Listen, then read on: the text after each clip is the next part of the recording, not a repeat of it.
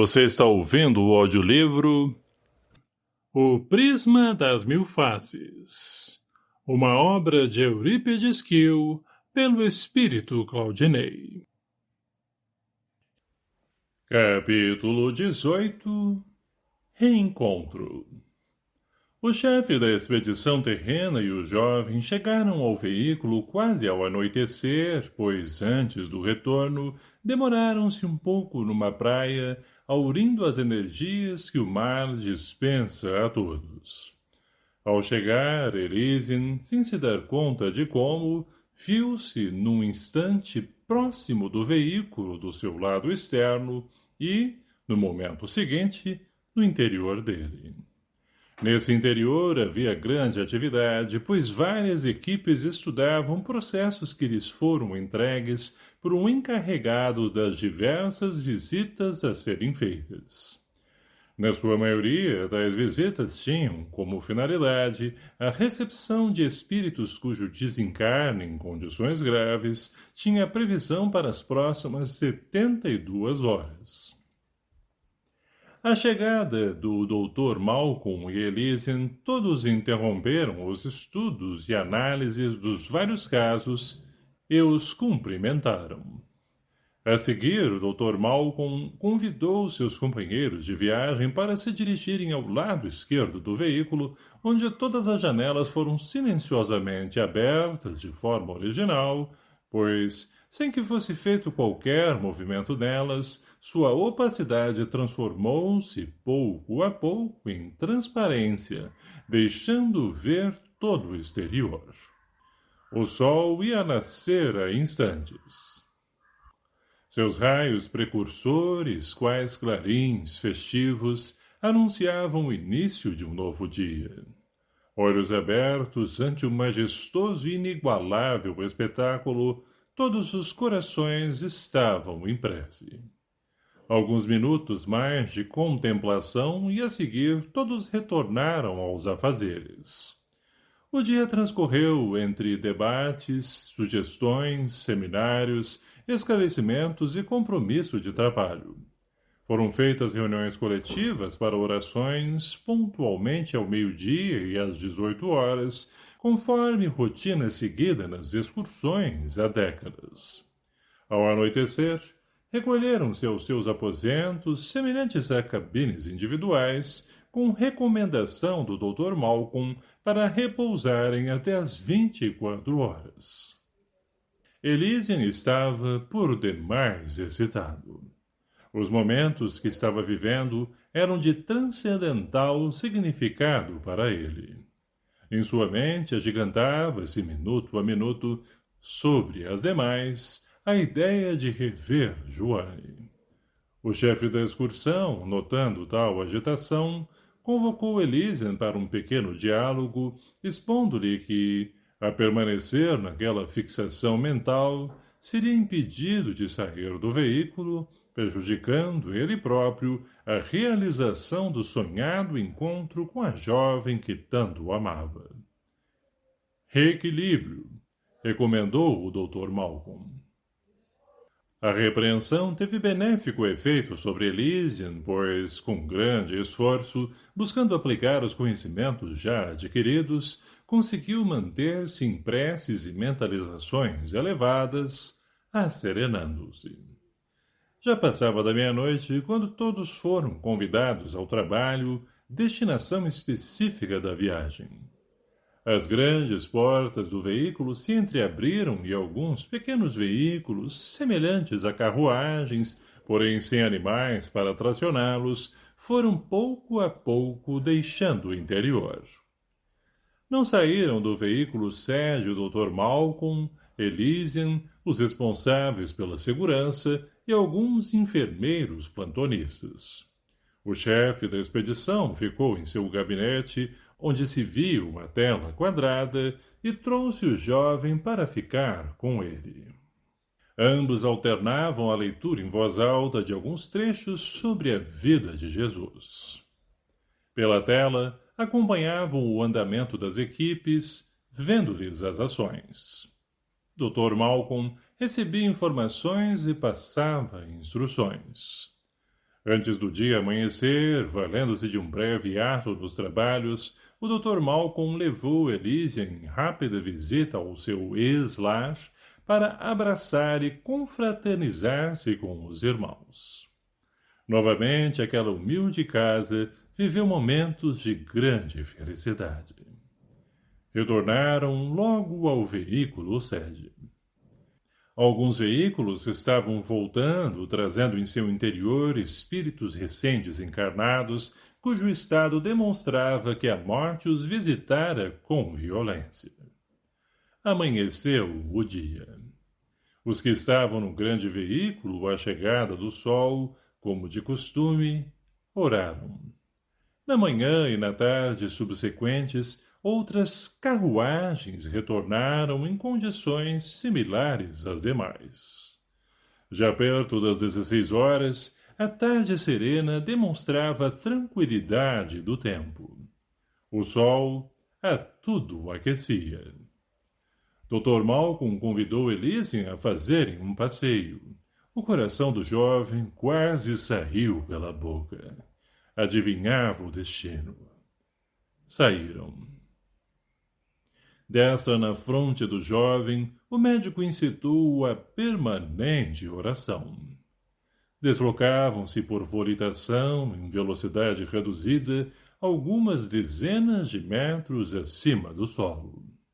Deslocaram-se passando sobre pequena floresta e plantações e depois foram se aproximando da grande cidade. Ao longe via-se o mar Mediterrâneo, incrivelmente azul àquela hora.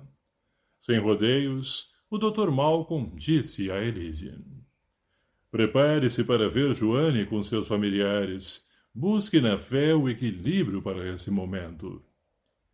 Mal Elysium se refazia do choque, conquanto tal notícia fosse a mais aguardada de toda a sua vida, chegaram a Marsella.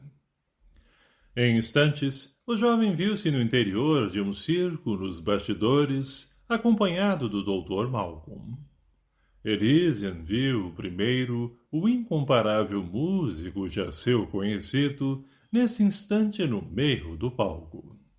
O mestre de cerimônias acabara de anunciar o número musical e, a seguir, o músico sentou-se numa banqueta frente ao velho piano, iniciando uma agradável e romântica música de sua autoria.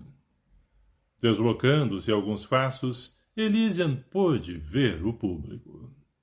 Emoção das emoções. Seu olhar primeiramente divisou Joanne.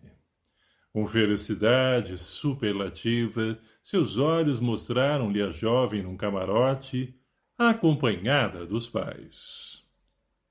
Joanne está mais linda, pensou.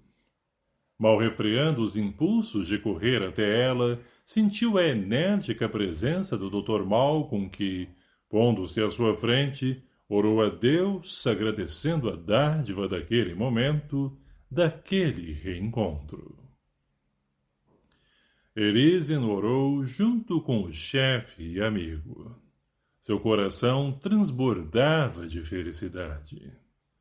Nesse instante, terminando o número musical que ora deslizava no romance, ora evocava sentimentos patrióticos vibrantes, o autor ficou de pé, agradecendo os intensos e quase intermináveis aplausos.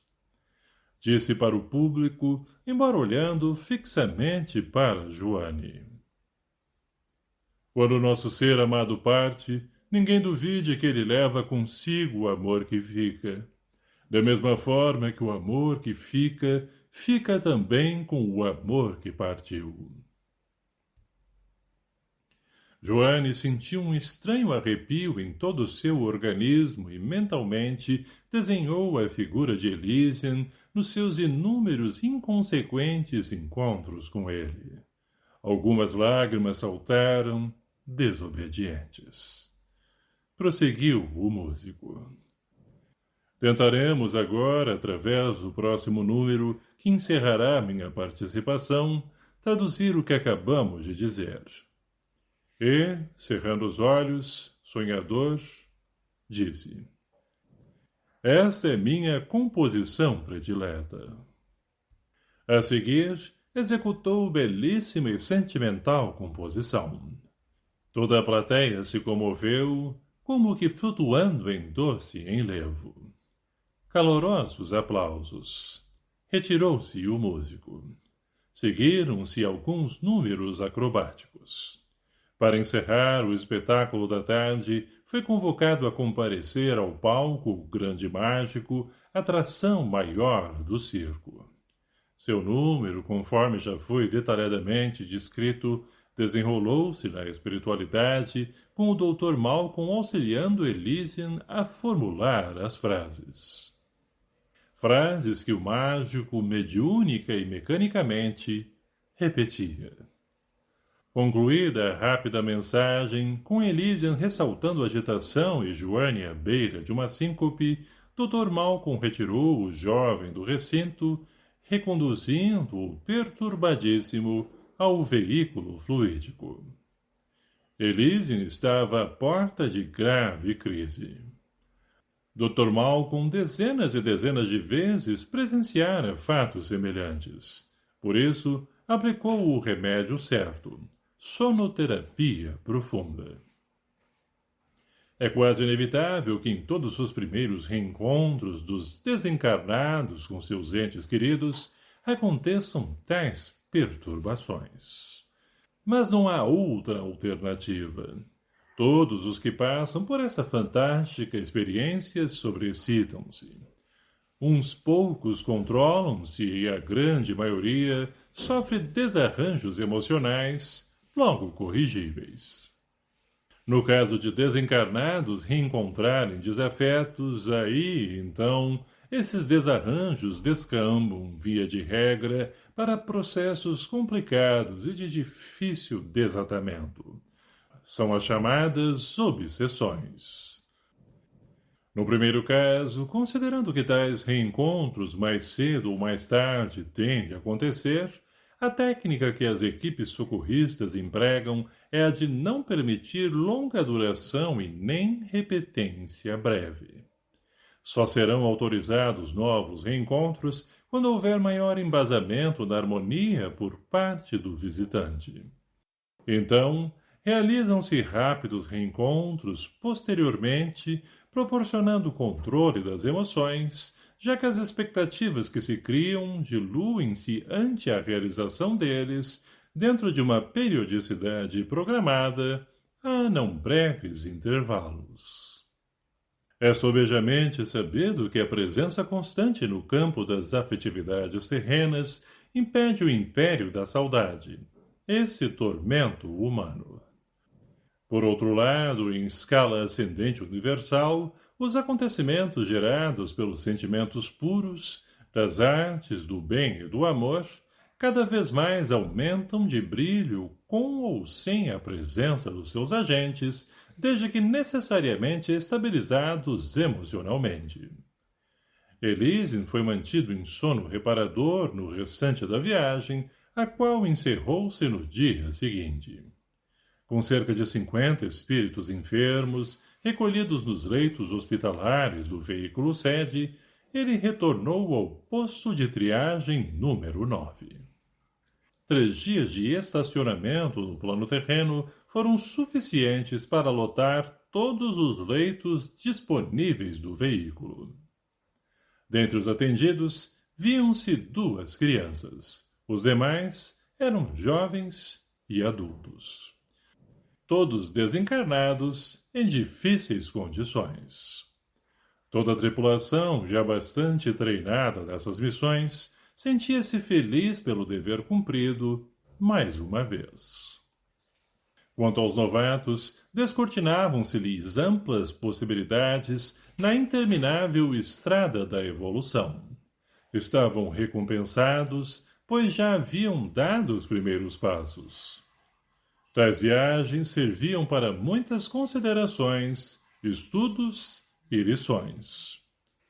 Não havia um só socorrista que não meditasse sobre o mistério da morte que recolhe à pátria espiritual criaturas humanas de todas as idades e classes sociais, sem qualquer aviso. Mas o atendimento caridoso de que eram testemunhas vivas entremostrava a infinita bondade de Deus, desmistificando os milenares preconceitos humanos quanto aos horrores abismais da morte, reduzindo-os a simples contornos da justiça eterna.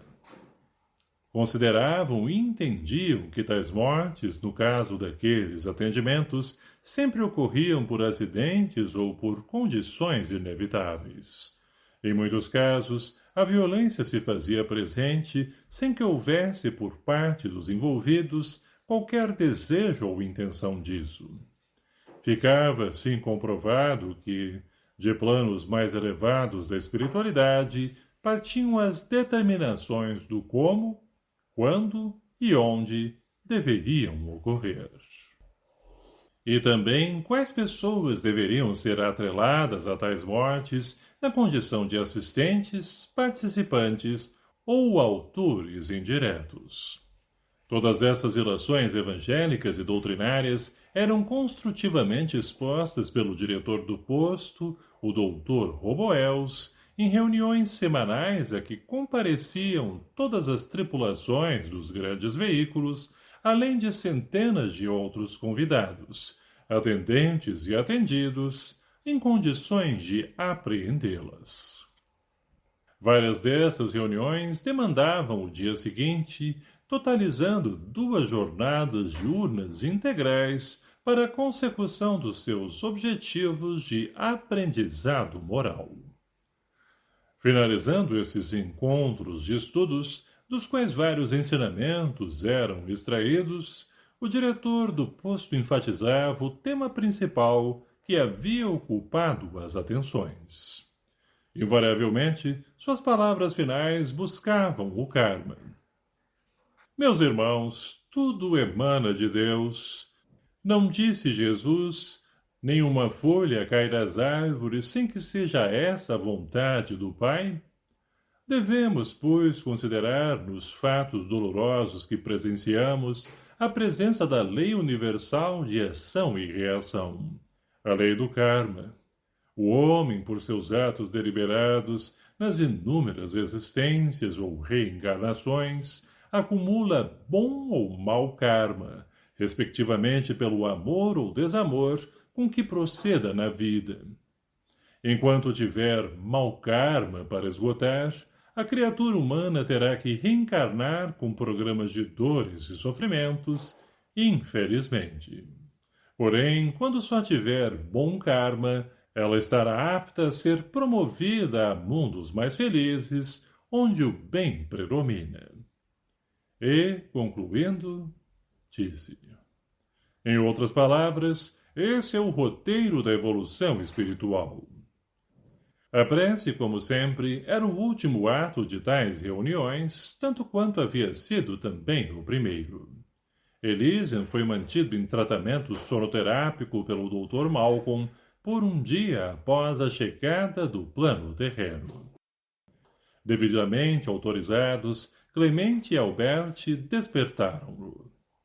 Após os cumprimentos fraternos trocados entre os 3 jovens amigos, Elysian narrou aos companheiros, com grande alegria, o encontro havido com sua mãe, seus irmãos e com sua sempre amada Joane. Os dias seguintes transcorreram dentro da rotina de afazeres atribuídos a cada um. Por semanas, Elysian participou de novas excursões socorristas. Para seu próprio bem, foi proibido temporariamente de rever Joane. Em pequenas folgas, nessas excursões, foi autorizado a visitar, sempre acompanhado de um atendente mais experimentado, seus parentes e o sítio onde residira, percorrendo entre saudoso e comovido os lugares pelos quais tantas vezes passara. Em uma visita especial, foi conduzido, em plena luz do dia, à fazenda sede dos Esfendo, onde, nas dependências dos serviçais, viu novamente o mágico, por intermédio de quem pôde dirigir-se ao Sr. Bientôt, dessa vez para transmitir-lhe pacificadoras palavras de perdão. Mais uma vez, a mediunidade psicofônica de Marcel gratificou Elysian. O diálogo mantido com seu ex-patrão, cheio de sinceridade, beneficiou os corações de ambos. Em visita rapidíssima, viu Joane acamada. No dia seguinte, participou do socorro a uma criança que tinha sido pisoteada por um boi, do que resultou o desencarne horas após. Outras semanas ainda sucederam-se com a participação de Elysian ao atendimento dos acidentados daquela região.